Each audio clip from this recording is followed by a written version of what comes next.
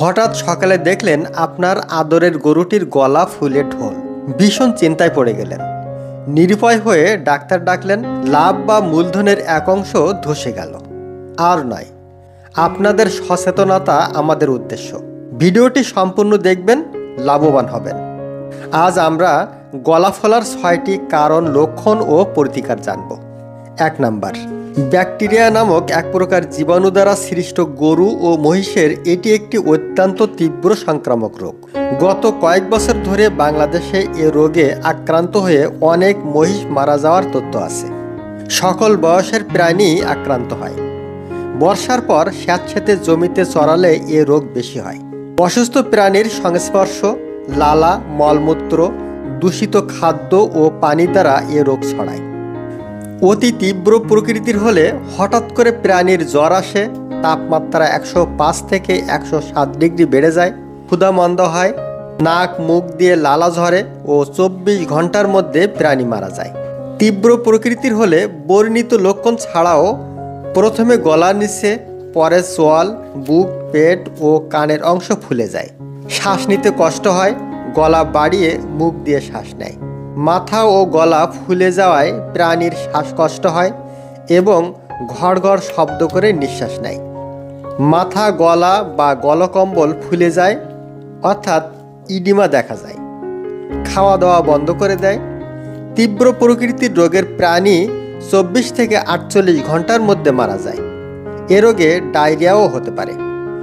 প্রতিকার: সালফার গ্রুপের ঔষধ যেমন ইনজেকশন ডায়াডিন 30 মিলি বা 100 মিলি, রেনেটা কোম্পানির।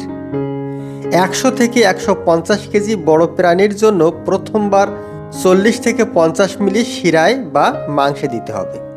পরের 3 দিন থেকে 30 মিলি করে শিরায় বা মাংসে পরপর আরও 4-5 দিন দিতে হবে। অথবা অ্যাম্পিসিন ভেট ইনজেকশন 2 গ্রাম, স্কয়ার কোম্পানির। 100 থেকে 150 গ্রাম ওজনের প্রাণীর জন্য 10 থেকে 15 মিলি মাংসপেশিতে পরপর 3 থেকে 4 দিন দিতে হবে। অ্যান্টিহিস্টামিন যেমন ইনজেকশন অ্যাস্টাভেট একমি কোম্পানির, ইনজেকশন অ্যান্টিহিস্টাভেট স্কয়ার কোম্পানির, অথবা ইনজেকশন হিস্টাভেট এসিআই কোম্পানির। যে কোনো একটি ইনজেকশন বড় বা মাঝারি প্রাণীর জন্য 5 থেকে 10 মিলি মাংসপেশিতে পরপর 5 থেকে 7 দিন দিতে হবে। ব্যথানাশক ইনজেকশন যেমন একমি কোম্পানির ইনজেকশন মেলভেট প্লাস প্রতি 100 কেজি দৈহিক ওজনের জন্য 2-3 মিলি চামড়ার নিচে পরপর 2 থেকে 3 দিন দেবেন। ফোলা স্থানে কুসুম গরম পানির মধ্যে বরিক পাউডার বা ম্যাক্সালভ বা খাদ্য লবণ 200 গ্রাম যে কোনো একটি দিয়ে দিনে 4 থেকে 6 বার সেক দিতে হবে। প্রাণীকে 8 মাস পর পর গলা ফলা টিকা চামড়ার নিচে দিলে এ রোগের হাত থেকে রক্ষা পাবে। আক্রান্ত প্রাণী থেকে সুস্থ প্রাণী পৃথক রাখতে হবে। মৃত প্রাণীকে মাটির নিচে পুঁতে ফেলতে হবে। প্রাণীকে অত্যন্ত ঠান্ডা, বৃষ্টিতে, রোদে একটানা কাজ করানো যাবে না। 2 নাম্বার, কলিজা কৃমির কারণে আপনার প্রাণীটির গলার নিচে ফুলে যেতে পারে। এ কারণে হলে প্রাণীটির টেম্পারেচার, জাবর কাটা, খাওয়া দাওয়া সবই প্রায় স্বাভাবিক থাকে। সঠিক চিকিৎসার অভাবে লিভার বা কলিজা অকার্যকর হয়ে প্রাণীটি মারা যেতে পারে। প্রাণীটি দুর্বল না হলে কলিজা কৃমির ইনজেকশন যেমন একমি কোম্পানির নাইট্রক্স এ, রেনেটা কোম্পানির নাইট্রোনেক্স 50 কেজি ওজনের জন্য 1.5 মিলি হিসাবে চামড়ার নিচে অবশ্যই প্রয়োগ করবেন। 3 নাম্বার, বিভিন্ন অ্যালার্জির কারণে গবাদি প্রাণীর গলা ফোলা বা থুতুনির নিচে ফুলে যেতে পারে। যদি এ কারণে হয় তাহলে একটি অ্যান্টিহিস্টামিন ইনজেকশন যেমন একমি কোম্পানির অ্যাস্টাভেট, এসিআই কোম্পানির হিস্টাভেট যে কোনো একটি ইনজেকশন বড় বা মাঝারি প্রাণীর জন্য 5 থেকে 10 মিলি মাংসপেশিতে পরপর 3 থেকে 5 দিন দেবেন।